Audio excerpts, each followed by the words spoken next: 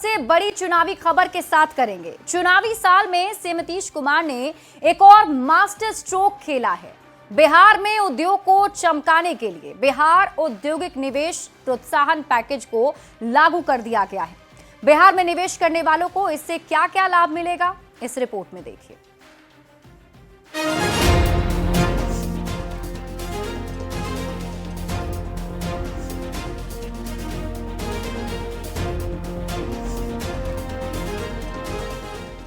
नौकरी के बाद इंडस्ट्री चमकाने का ऐलान। बिहार चुनाव में कितना कल्याण, 1 लाख, 2 लाख, 10 लाख, यहां तक कि 50 लाख सरकारी नौकरी और रोजगार देने के बाद 1 करोड़ नौकरी देने का वादा और उसके बाद उद्योग धंधे का नया राज्य बनाने का दावा। 1000 नौकरी दीजिए और 10 एकड़ जमीन मुफ्त में लीजिए। ऐसे लोग हों जो 100 करोड़ रुपए तक का रोजगार लगाएंगे, निवेश करेंगे और साथ ही साथ 1000 लोगों को प्रत्यक्ष रोजगार देंगे, उनको जमीन 1 रुपए में दी जाएगी। चुनावी साल में ये है सीएम नीतीश कुमार का एक और मास्टर स्ट्रोक। नीतीश सरकार ने बिहार में नई औद्योगिक नीति और बिहार औद्योगिक निवेश प्रोत्साहन पैकेज को लागू कर दिया है। इससे बड़ी कंपनियों को जमीन मुफ्त में मिलेगी। 100 करोड़ से ज्यादा के निवेश पर 10 एकड़ तक जमीन निःशुल्क। 1000 से ज्यादा रोजगार देने वाली कंपनियों को फ्री में जमीन और 100 करोड़ से ज्यादा निवेश पर 25 एकड़ तक जमीन सरकार बिना पैसे के देगी। फॉर्च्यून 500 कंपनियों को भी 10 एकड़ जमीन के लिए कोई राशि नहीं देनी होगी। 31 मार्च 2026 तक जो निवेशक आवेदन करेंगे उनके लिए इस पैकेज का लाभ मिल सकेगा। नीतीश सरकार ने चुनावी मौसम में उन लोगों को जवाब दिया है जो कहते हैं बिहार में कारोबारी क्यों नहीं आते। औद्योगिक निवेश प्रोत्साहन पैकेज के जरिए सीएम नीतीश ने एक बड़ा दांव खेला है जिस पर जमकर सियासत हो रही है। जो कल कारखाने थे, उद्योग थे, वो भी बंद हो गए। तो इसलिए अभी सिर्फ ये आईवास है जनता को भ्रम में रखने के लिए। इतनी चीजों को योजनाओं की घोषणा कर रही है, उससे उन्हें पता है कि उनकी सरकार आने वाली नहीं है, उनके पैरों से जमीन खिसक गई है। तो अब इंडस्ट्रियल रिवोल्यूशन जो कभी यूरोप में इनकलाब आया था, सनती इनकलाब जिसको कहते हैं इंडस्ट्रियल रिवोल्यूशन, वो बिहार में आएगा। एक ओर खूब सियासत हो रही तो दूसरी ओर उद्योग जगत जमकर तारीफ कर रहा है। नीतीश सरकार ने तय किया है कि लाभ के लिए 31 मार्च से पहले आवेदन करना होगा। 40 करोड़ रुपए तक की ब्याज सब्सिडी मिलेगी और 30% तक पूंजीगत सब्सिडी भी दी जाएगी। औद्योगिक पैकेज से अगले 5 साल में सरकार 1 करोड़ नौकरी और रोजगार का लक्ष्य भी हासिल कर लेगी। देखना होगा चुनावी साल में ये बाजी कितनी कारगर साबित होती है। पटना संवाददाता संजय कुमार और आनंद अमृतराज के साथ ब्यूरो रिपोर्ट, न्यूज़ 18।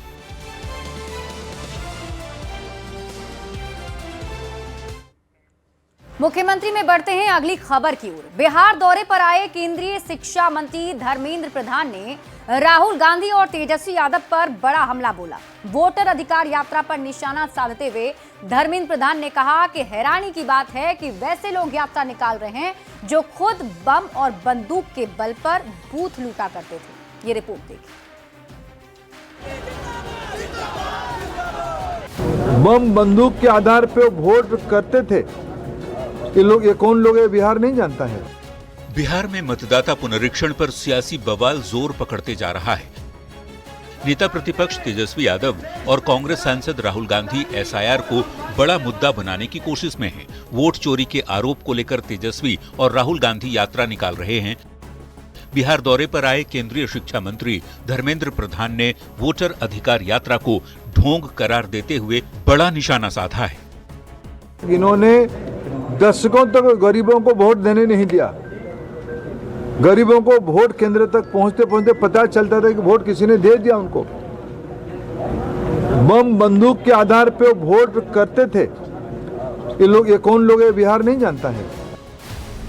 बीजेपी के बड़े नेता धर्मेंद्र प्रधान साल 2005 से पहले के दौर की याद दिला रहे हैं। बम और बंदूक के बल पर बूथ लूटने का आरोप आरजेडी और कांग्रेस पर लगा रहे हैं। विपक्षी पार्टियों पर निशाना साध रहे हैं कि जिनका पेशा ही शुरू से वोट चोरी करने का रहा हो, ऐसे गुनहगार माफी मांगने की बजाय बिहार की जनता को फिर अपमानित कर रहे हैं। क्या चाहते हैं बांग्लादेशी यहाँ वोट दे?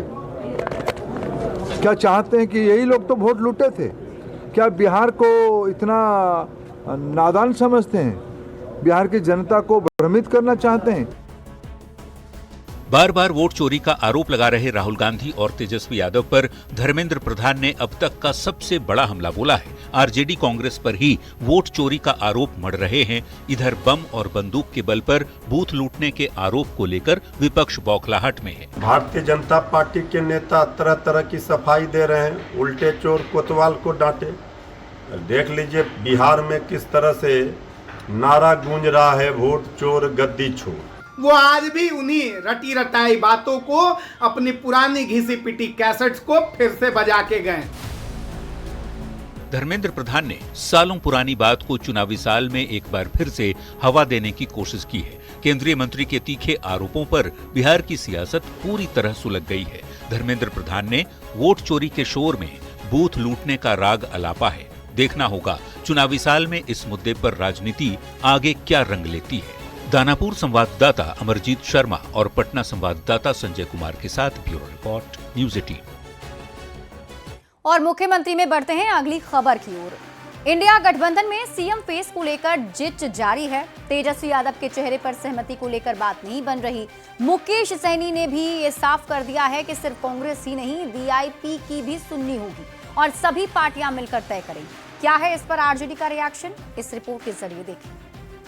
आइडियोलॉजिकली हम अलाइंड हैं, पॉलिटिकली अलाइंड हैं। सिर्फ राहुल गांधी जी डिसीजन नहीं लेंगे कि सीएम तेजस्वी जी होंगे। कांग्रेस पार्टी या उसके सांसद राहुल गांधी ये साफ साफ नहीं कह रहे कि पूर्व सीएम लालू प्रसाद के बेटे तेजस्वी यादव को ही मुख्यमंत्री बनाएंगे। आइडियोलॉजिकली हम अलाइंड हैं, पॉलिटिकली अलाइंड हैं। अब तक तेजस्वी यादव को सीएम फेस बता रही विकासशील इंसान पार्टी के प्रमुख मुकेश सहनी ने भी यू टर्न ले लिया है। अब सहनी भी ये कहने लगे हैं कि तेजस्वी के चेहरे पर सिर्फ कांग्रेस ही नहीं, मेरी भी सुननी होगी। सिर्फ राहुल गांधी जी डिसीजन नहीं लेंगे कि सीएम तेजस्वी जी होंगे। गठबंधन के सभी दल जो है ना, वो सबको मिलकर डिसीजन लेना है और कोऑर्डिनेशन कमेटी बना हुआ, तो कोऑर्डिनेशन कमेटी पे ये सारी चीज चर्चा होगा। समय बीतता जा रहा है और सवाल गहराता जा रहा है। जैसे जैसे विधानसभा के चुनाव नजदीक आ रहे हैं, महागठबंधन में सीएम फेस पर सस्पेंस बढ़ता ही जा रहा है। राष्ट्रीय जनता दल के सुप्रीमो लालू प्रसाद एक दो नहीं बल्कि कई बार दावा ठोक चुके हैं कि मुख्यमंत्री बनेंगे तो तेजस्वी यादव ही। पर खुद को ए टीम बता रही कांग्रेस के नेताओं को तेजस्वी का नाम लेने में हिचकी आ रही है, जबकि आरजेडी लगा रही यही पुकार, हमें चाहिए तेजस्वी सरकार।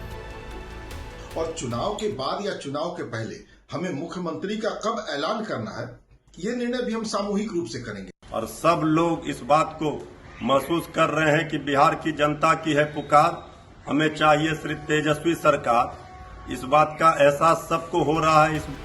सत्ता के शीर्ष पर बैठने के लिए सिर्फ उठव्वल इंडिया गठबंधन में सीएम फेस पर जिच को लेकर एनडीए भी चुटकी ले रहा है।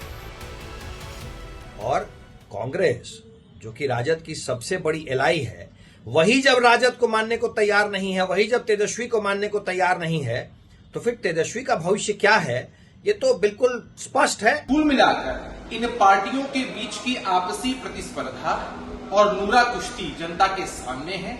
जनता कभी ऐसे गठबंधन को कोई मौका नहीं देने वाली है।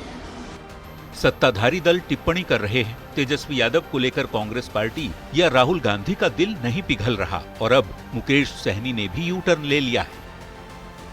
ऐसे में बड़ा सवाल है कि क्या इंडिया गठबंधन बिना सीएम फेस के ही चुनाव मैदान में उतरेगा? अगर ऐसा हुआ तो इसका नतीजा क्या होगा? पटना संवाददाता अमित कुमार और सुपौल रिपोर्टर अमित झा के साथ ब्यूरो रिपोर्ट, न्यूज़ 18।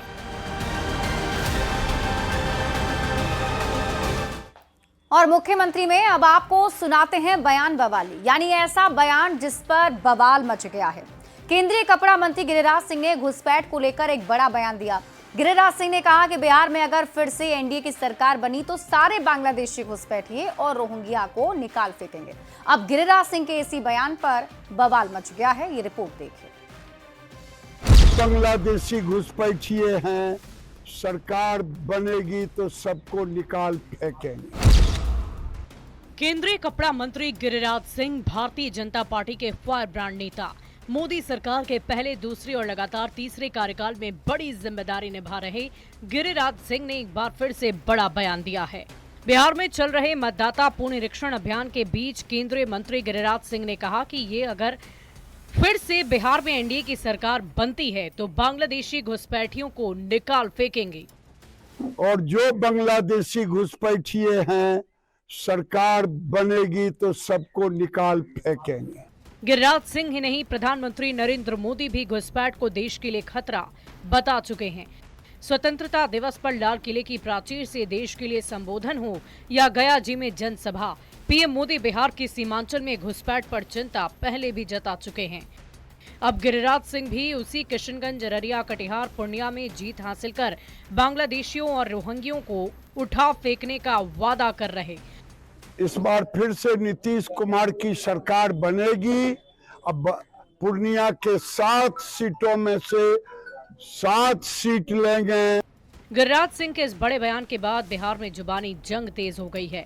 विपक्ष में बैठी आरजेडी और कांग्रेस एजेंडे की राजनीति करने का आरोप लगा रही तो जेडीयू और बीजेपी ये दलील दे रही है कि बिहार में वही रहेगी जिसकी नागरिकता संविधान के तहत तय होगी। अब जहां तक सवाल घुसपैठियों का है, नागरिकता का है, इसके लिए भारत सरकार के पास पूर्व से ही कानून बना है और कानून के तहत वो तय करेंगे। वैसे राजनीति जो एजेंडे की राजनीति के तहत किया जाता हो, ऐसी राजनीति से परहेज करना चाहिए। पर अवैध रूप से सीमांचल में रह रहे एक एक घुसपैठियों को पहचान कर उन्हें निकाला जाएगा। महागठबंधन के लोगों को माननीय मंत्री जी के बयान पर मिर्ची लगनी स्वाभाविक है। बिहार में 18 वर्षों से एनडीए की सरकार है, केंद्र में मोदी जी की सरकार है 11 वर्षों से।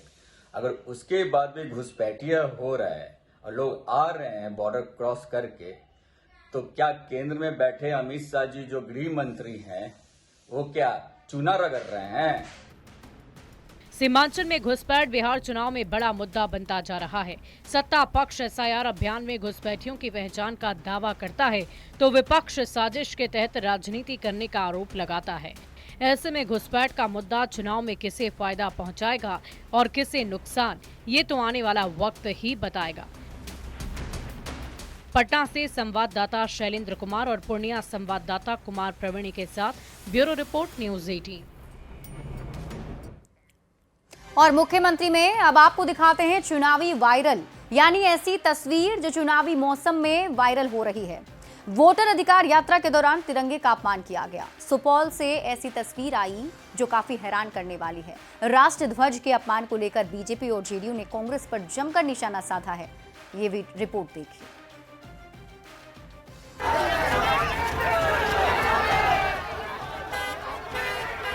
कांग्रेस कार्यकर्ताओं के पैरों के नीचे तिरंगा, राष्ट्र ध्वज तिरंगे को नोचते कांग्रेस पार्टी के सपोर्टर। कोई लात से तिरंगे को रौंद रहा है, कोई हाथ से तिरंगे को खींच रहा है। राष्ट्र ध्वज को अपमानित करने की तस्वीरें राहुल गांधी और तेजस्वी यादव के वोटर अधिकार यात्रा से सामने आई है। सुपौल में राहुल गांधी की वोट अधिकार यात्रा के दौरान हुसैन चौक पर कांग्रेस कार्यकर्ताओं ने तिरंगे के साथ जो बदसलूकी की, उसकी तस्वीरें आपकी आंखों के सामने है। वीडियो सामने आने के बाद सत्ताधारी बीजेपी और जेडीयू ने कांग्रेस पर जमकर निशाना साधा है। क्या मैसेज देना चाहते हैं? एक तरफ तिरंगा कहते हम लड़ाते हैं, दूसरे तरफ जिस तरह से तिरंगा का अपमान करते हैं। अब देख रहे हैं कि इनके कार्यकर्ता किस तरह से तिरंगा को फेंक रहे हैं, तिरंगा को पैर से मर्दन कर रहे हैं। राष्ट्र ध्वज का सम्मान अगर आपकी नजरों से ये गुजर गया और आपकी नजरें खामोश रह गई, यह तो निश्चित रूप से एक जघन्य काम है। सत्तारूढ़ दल विरोधियों पर आरोप लगा रहे हैं कि वोट लेने के लिए राहुल गांधी और तेजस्वी यादव तिरंगे का भी अपमान सह रहे हैं। वोट के लिए पैरों के नीचे राष्ट्र ध्वज तिरंगे को रौंदा जा रहा है। कांग्रेस कार्यकर्ता तिरंगे पर चढ़ रहे हैं, तिरंगे पर चढ़कर कूद रहे हैं और जब तस्वीरें सामने आई तो आरजेडी और कांग्रेस के नेता सफाई दे रहे हैं।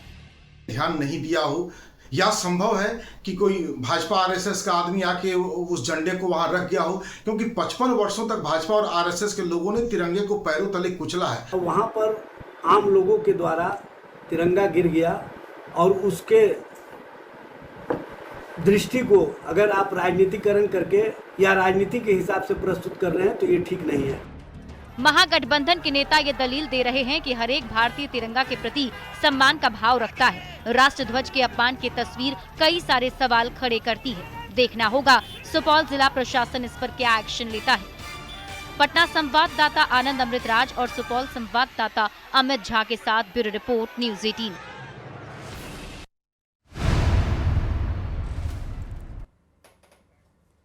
और मुख्यमंत्री में अब वक्त है एक रोचक चुनावी जानकारी की। क्या आप जानते हैं कि देश का पहला दलित सीएम कौन था? तो इसका जवाब है भोला पासवान शास्त्री। 1968 में बिहार की सत्ता की कमान संभालने वाले भोला पासवान देश में पहले दलित मुख्यमंत्री थे। उन्होंने एक बार नहीं बल्कि तीन बार मुख्यमंत्री के तौर पर सत्ता की बागडोर संभाली थी। कांशीराम की सियासत तब शुरू भी नहीं हुई थी। देश में दलित चेतना को संगठित रूप देने की मुहिम कांशीराम और बाद में मायावती जैसे नेताओं ने उत्तर प्रदेश में 1980 के दशक में शुरू की। भोला शास्त्री उससे करीब 2 दशक पहले मुख्यमंत्री बन चुके थे। भोला पासवान 1968 में पहली बार बिहार के मुख्यमंत्री बने, जिससे वे देश के पहले दलित मुख्यमंत्री भी कहलाए। लेकिन गठबंधन की ये सरकार ज्यादा दिन तक चल नहीं पाई। 3 महीने बाद ही भोला पासवान शास्त्री की भी कुर्सी चली गई थी। लेकिन बिहार की राजनीति में वो अपनी जगह बना चुके थे और इसके बाद उन्होंने 1969 और 1971 में मुख्यमंत्री पद की शपथ ली थी। राज्यसभा सांसद चुने जाने के बाद भोला पासवान शास्त्री 1973 में इंदिरा गांधी सरकार में केंद्रीय मंत्री बने और कुछ समय बाद उन्होंने राजनीति से संन्यास ले लिया। 9 सितंबर 1984 को भोला पासवान शास्त्री का निधन हो गया। और इसी के साथ इस बुलेटिन में अभी के लिए बस इतना ही। आप देखते रहिए न्यूज़ 18 बिहार झारखंड। लालटेन वालों ने जंगल राज दिया, सबको बर्बाद किया। क्रेडिट झूठे लेता रहता है, तो क्रेडिट क्यों ना ले? इस न्यूज